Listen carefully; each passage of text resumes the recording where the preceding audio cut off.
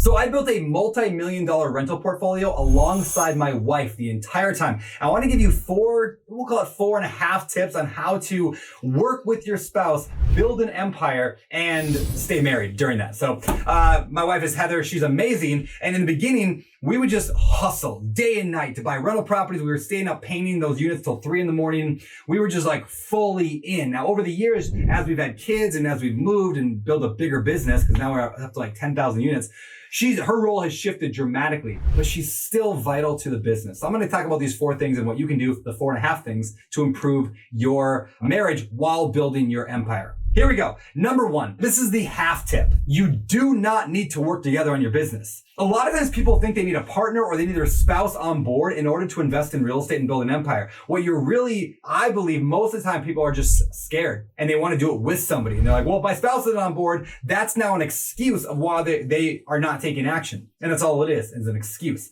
So my first kind of this half tip is do away with the idea that you have to build your empire with your spouse. If they want to join, if you can find a spot for them, great. And I'll talk about that here in a little bit of how we found spots for both me and my wife, but don't feel like you have to have them involved. Now you can update them. You can let them know what's going on. You can run separate races together. That's okay. Just don't run separate races apart, if that makes sense. All right, that was the half tip. Now let's get to the 4 real tips. Number 1, balance your work and your personal life. You know, it really can be difficult when you work in the business, any business, with your spouse, because while you're at work, you're talking about work. And then when you're off work, you're talking about work. And so it just becomes all work all the time. Now that's not always bad, but it's hard to build a deep romantic relationship. It's hard to build a deep emotional commitment and connection when all you do is talk about work. You become business partners over romantic partners. So prioritize this idea of this is personal time and we're going to set aside date nights. In fact, my wife and I have rules. Sometimes we'll say we're not going to talk about work tonight, or even we're not going to talk about the kids tonight. Like we set kind of these boundaries and hold each other to that because we need the deeper, more intimate conversations that we get from keeping that clear boundary. So balance work and personal life. We make sure we take vacations together. We make sure that we have time every day where we're connecting and talking about things that aren't work. Prioritizing your relationship even above your business is tip number 1. And number 2,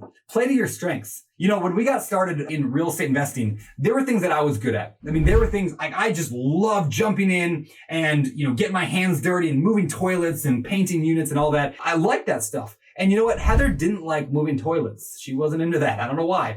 She wasn't into climbing on a roof and like taking off shingles and patching a hole. That wasn't her thing. But she was and she is very meticulous and detailed oriented. So she got really involved with painting trim. And that's the thing that's actually really expensive. You hire painters to paint trim and you get to that really nice paint line, right? You caulk it first and then you trim, you paint it and it looks really nice. Maybe you use some blue tape, peel it off. No, that's not my strength. That was her strength. So we would always look for things.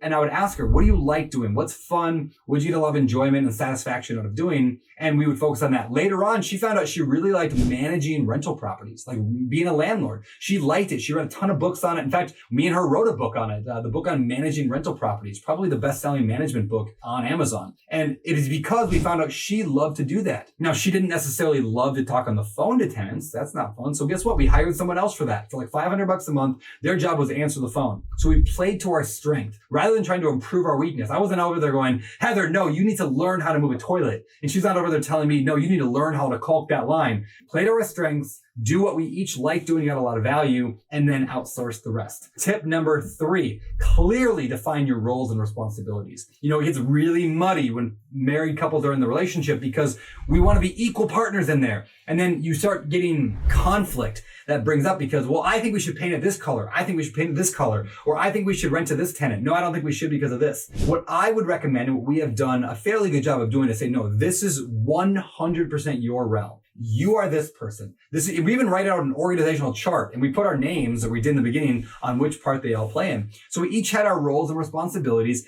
And if somebody made a decision in their role, I am not allowed to overrule that. We can talk about it. I can challenge it. I can ask questions. We can debate it.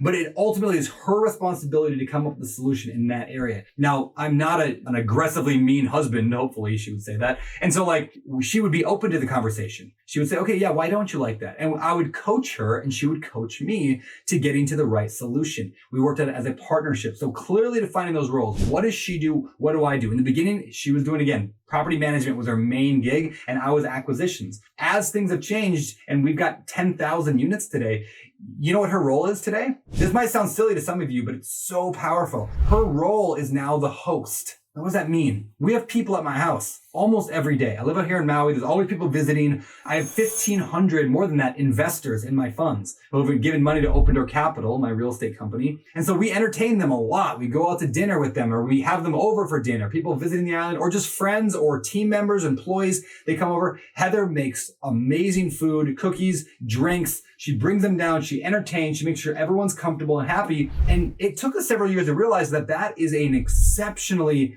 powerful role that we were actually missing in our life. And once she realized that was a really powerful role, she leaned into it. And now that's her department. I let her run with it. Even though she's only in the business part-time now because she got the kids and she got homeschooling and all that, she still has a role and feels like we're doing this thing together. And my final tip, be very open, but also have distinct place for good communication. In other words, we share everything, but kind of hearkening back to what I said earlier, we don't just share everything everywhere all the time.